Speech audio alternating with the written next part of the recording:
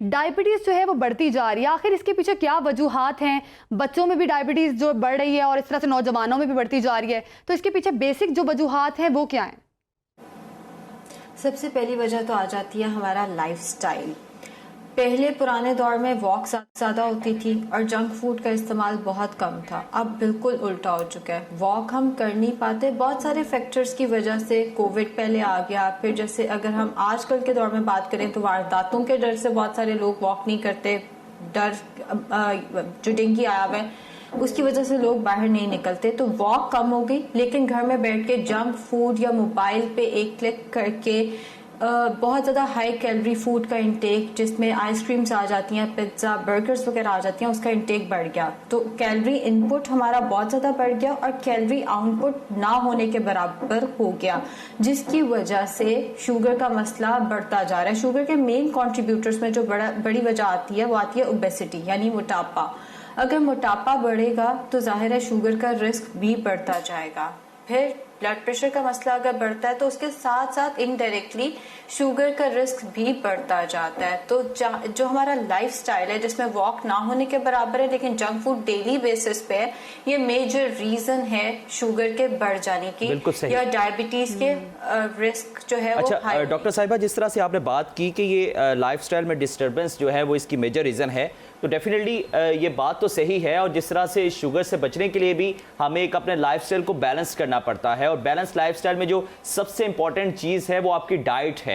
और चूंकि आप भी माहिर ग़िज़ाइयत हैं, इस डोमेन में आपकी भी बड़ी ग्रिप है, तो हमें ये भी बताइएगा कि एक बैलेंस लाइफस्टाइल में वॉक के साथ साथ खाने की एहतियात होनी चाहिए, किन चीज़ों का इस्तेमाल ज़्यादा लेना चाहिए और किन का इस्तेमाल कम होना चाहिए? जैसे कि अभी आपने भी जिक्र किया कि जितना हमें डेली शुगर इनटेक लेना चाहिए, हम उससे 3 से 4% ज़्यादा इस्तेमाल कर रहे हैं। अगर हम डाइट की बात करें तो सबसे पहले तो होल ग्रेन आइटम्स का इस्तेमाल करना है।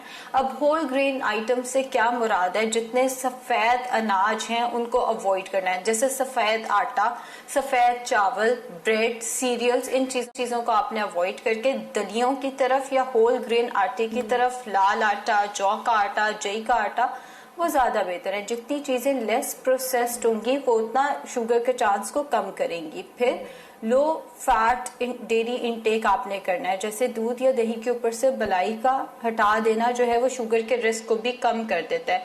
अगर आपको मीठे की क्रेविंग होती है तो बजाय इसके आप चीनी का इस्तेमाल करें, आप फ्रूट शुगर या मिल्क शुगर की तरफ जाएं, वो ज़्यादा बेहतर है। तो ग्रीन लीफी वेजिटेबल्स का ज़्यादा इस्तेमाल, फ्रूट्स वेजिटेबल्स का ज़्यादा इस्तेमाल, लो फैट डेयरी का इस्तेमाल एंड होल ग्रेन आइटम्स का ज़्यादा इस्तेमाल जो है वो शुगर को कम करने की वजह बनता है। और ऑन द अदर हैंड अगर हम बहुत ज़्यादा जंक फूड का इस्तेमाल करते हैं, प्रोसेस चीज़ों का इस्तेमाल करते हैं, फुल फैट डेयरी का इस्तेमाल करते हैं या चीनी का बहुत इस्तेमाल करते हैं, तो ये सारी चीज़ें इनडायरेक्टली ओबेसिटी बढ़ाती हैं, जिससे शुगर का रिस्क बढ़ जाता है। ठीक, अच्छा आयशा, आपने बड़ी बैलेंस डाइट बताई है कि कौन सी डाइट लेनी चाहिए और किस वजह से शुगर हो जाती है। अच्छा, हमने देखा कि अक्सर प्रेग्नेंट खवातीन के अंदर जो है शुगर का मर्ज जो है वो बढ़ता जा रहा है, प्रेगनेंसी के दौरान शुगर हो जाती है, तो उनको कौन सी प्रिकॉशंस लेनी चाहिए, किस तरह से शुगर से बचा जा सकता है ड्यूरिंग प्रेगनेंसी? जो जेस्टेशनल डायबिटीज होती है वो प्रेगनेंसी में खास अरसे के लिए होती है और उसके बाद ही 99% ऑफ द टाइम्स वो चले जाती है, लेकिन उसमें आपको अपनी डाइटरी मैनेजमेंट बहुत अच्छे से करनी चाहिए। मसला ये होता है जैसे हमें पता चलता है कि प्रेगनेंसी टेस्ट पॉजिटिव आ गया, हमें वो क्रेविंग्स होती हैं जो पहले कभी लाइफ में नहीं हुई होती। खवातीन जो पहले जो चीज़ें नहीं खा रही होती वो भी एकदम खाना शुरू हो जाती हैं, बाहर का खाना, शवारमा, बर्गर्स डेली बेसिस पे, ये सोच के कि हमें नौजिया हो रहा है, हम घर का खाना नहीं खा सकते लेकिन हम बर्गर, चना चाट, गोलगप्पे, दही भल्ले, ये सारी चीज़ें खा सकते हैं। अगर आपको खट्टे की क्रेविंग है तो उसके बहुत हेल्दी ऑल्टरनेटिव्स हैं, जैसे आप चना चाट इस्तेमाल कर लें लेकिन घर की बनी बगैर आलू के चना चाट का इस्तेमाल कर लें। अगर आपको मीठे की क्रेविंग्स हो रही है तो आप मिल्क शेक बना के, एटलीस्ट वो आइसक्रीम से बेहतर है, एटलीस्ट वो चॉकलेट से बेहतर है, तो घर के हेल्दी ऑल्टरनेटिव्स पे जाएं। यूजली मसला यही होता है कि खवातीन एकदम नौजिया का शिकार होती हैं, उन्हें एकदम वॉमिटिंग आना शुरू होती है, वो सब कुछ घर का छोड़ के बाहर के खाने में कंफर्ट ढूंढती हैं, जिसकी वजह से फिर कॉम्प्लिकेशन ज्यादा आती हैं। तो डॉक्टर आयशा साहबा, कलामी की माजरत, मैं ये चाहूँगा कि ज़रा आप ये भी इन डिटेल हमें बताएं कि शुगर के लेवल्स भी होते हैं, अगर एक स्टैंडर्ड लेवल से शुगर एक्सीड करती है वो भी ख़तरनाक है, और अगर स्टैंडर्ड लेवल से बिलो जाती है, खतरनाक है।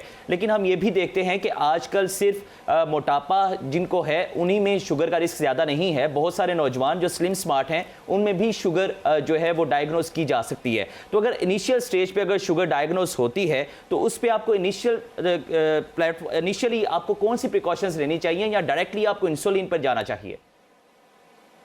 अच्छा, दो तरह की शुगर होती है, एक टाइप 1 होती है, एक टाइप 2 होती है। जो टाइप 1 होती है वो जेनेटिक होती है, वो आपको आपकी विरासत में हम कह सकते हैं कि मिलती है, उस पर हमारा इतना कंट्रोल नहीं होता। ये जो नौजवान की हम बात करें, नौजवानों में आजकल जो कि स्लिम स्मार्ट है उनमें शुगर का रुझान बहुत ज्यादा है, वो यूजुअली टाइप 1 डायबिटीज होती है जो कि जेनेटिक में आती है। इसका हम इसको कंट्रोल नहीं कर सकते।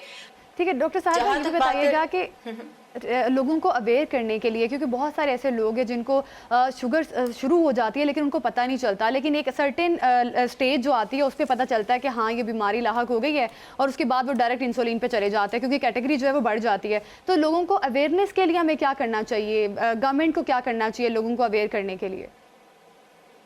हमारे जो बेसलाइन टेस्ट है ना पाकिस्तान में, वो फ्री होने चाहिए।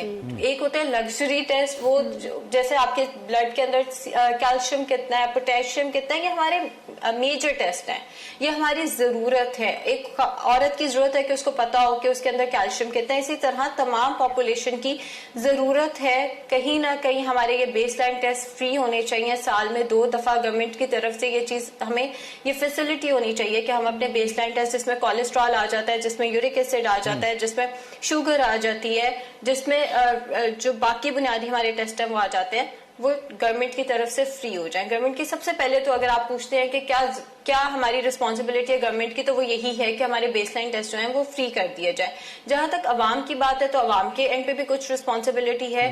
हम लोग बर्गर पिज्जा पे तो पैसे लगा लेते हैं, हम लोग मूवी की टिकट पे पैसे लगा लेते हैं, हम लोग अपने फेवरेट ब्रांड के कपड़ों पे पैसे लगा लेते हैं, हम अपने टेस्ट पे पैसे नहीं लगाते। बिल्कुल तो हमें कहीं ना कहीं सेविंग्स में, डॉक्टर साहब क्योंकि हमने एक ब्रेक पे भी जाना है, मैं चाह रहा हूं कि आप ज्यादा से ज्यादा चीजें डिस्कस कर ले ताकि आवाम को हर चीज में क्लैरिटी हो सके। तो जरा ये भी बताइएगा कि एक तो ये बता दें कि जो आपने टेस्ट कहा कि हुकूमत को फ्री कर देने चाहिए, अगर ऐसा होता है तो एक बहुत अच्छा इनिशिएटिव होगा, लेकिन टाइम ड्यूरेशन क्या होना चाहिए? नॉर्मली एक बंदा फिट है बिल्कुल, तो उसको कितने टाइम ड्यूरेशन के बाद ये टेस्ट करवा लेने चाहिए अपनी तसल्ली के लिए? और दूसरा मैं ये जानना चाहूंगा कि जिस तरह से हमने देखा कि फार्मास्यूटिकल डोमेन में भी बहुत ज्यादा फुकदान नजर आता है, आए रोज हम देखते हैं कि अद्वियात की किल्लत होती है, और रिसेंटली ऐसी फार्मास्यूटिकल मल्टीनेशनल कंपनीज ने पाकिस्तान में बिजनेस बंद किया जिनमें शुगर की भी अद्वियात शामिल थी, इवन के इंसुलिन भी शामिल थी। तो अगर इस तरह की सिचुएशन बनती है तो हुकूमत पर क्या जिम्मेदारी आयद होती है? क्या अल्टरनेट को इसका फार्मूला देना चाहिए, या आवाम को उसमें अल्टरनेट अगर इंसुलिन नहीं मिलती तो किस तरह से उसको